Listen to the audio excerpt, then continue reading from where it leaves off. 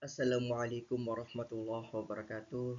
Alhamdulillah, alhamdulillahirabbil alamin wa bihi nasta'inu ala umuri dunya waddin.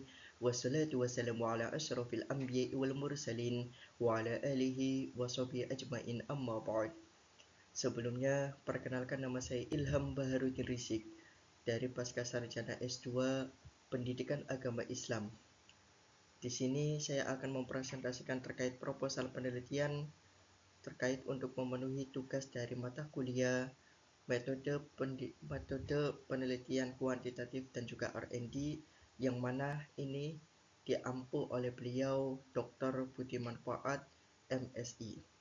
Langsung saja, proposal penelitian yang berjudul Analisis Penolakan Pembongkaran Makam berdasarkan persepsi hukum Islam dan nilai sosial keagamaan masyarakat. Latar belakang konflik pembangunan dan nilai lokal. Nilai lokal di sini yaitu adalah pembangunan versus nilai, di mana kebijakan pembangunan infrastruktur sering berbenturan dengan nilai lokal, terutama di dalam pedesaan. Makam lebih dari sekedar kuburan. Bagi Muslim, makam adalah simbol penghormatan, identitas komunal, dan juga ruang sakral.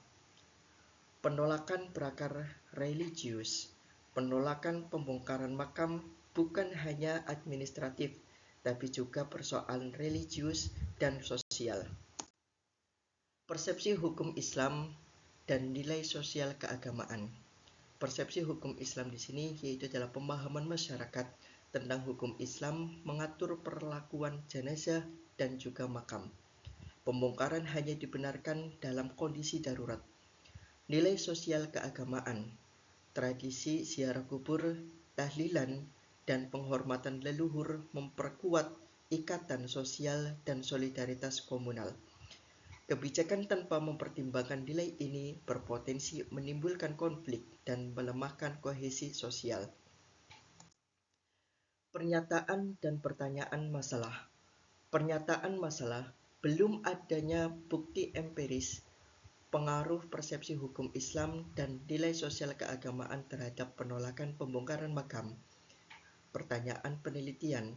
Yang pertama yaitu adalah pengaruh persepsi hukum Islam terhadap penolakan pembongkaran makam.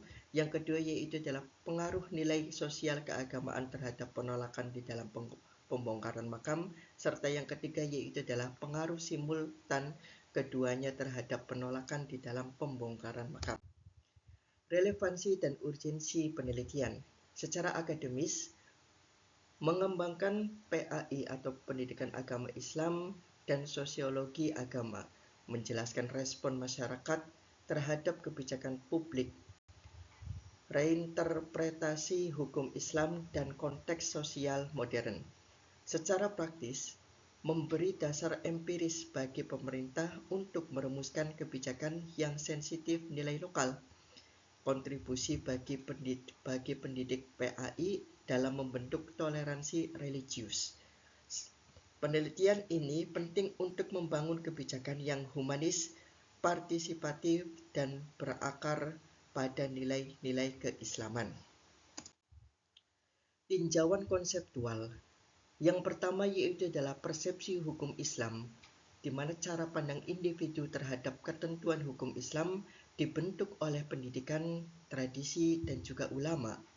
Yang kedua yaitu adalah nilai sosial keagamaan, di mana nilai dari ajaran agama yang terinternalisasi dalam kehidupan sosial seperti ziarah dan juga tahlilan.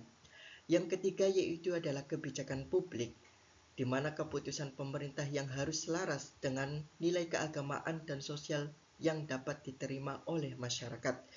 Yang keempat yaitu adalah penolakan pembongkaran makam, di mana respon masyarakat terhadap kebijakan yang menyentuh aspek religius dan kultural, melindungi ruang sakral. Tinjauan teori.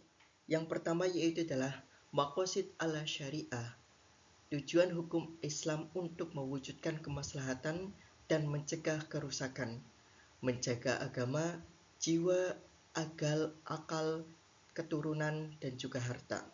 Yang kedua yaitu adalah secara kolektif, kesadaran bersama nilai norma dan keyakinan yang dianut kolektif, sumber kohesi secara sosial. Yang ketiga yaitu adalah tindakan sosial. Tindakan individu dengan makna subjektif diarahkan pada orang lain serta mempertimbangkan secara motif. Yang keempat yaitu adalah teori perilaku terencana, menyangkut sikap, norma subjektif dan kontrol perilaku mempengaruhi niat dan perilaku. Metode penelitian yang pertama yaitu adalah desain penelitian secara kuantitatif deskriptif korelasional, di mana menggambarkan kondisi variabel dan menganalisis hubungan atau pengaruh. Yang kedua yaitu adalah subjektif atau sampel.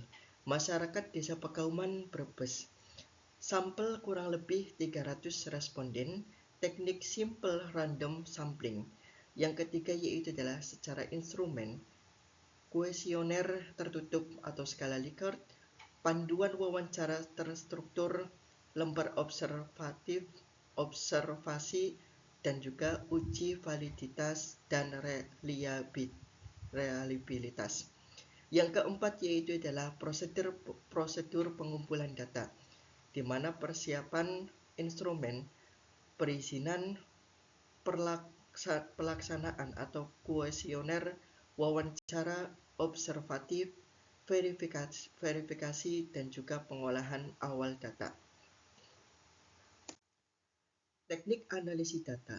Yang pertama yaitu adalah deskriptif, di mana karakteristik responden, distribusi data yang mencakup mean, presentasi, dan juga standar deviasi.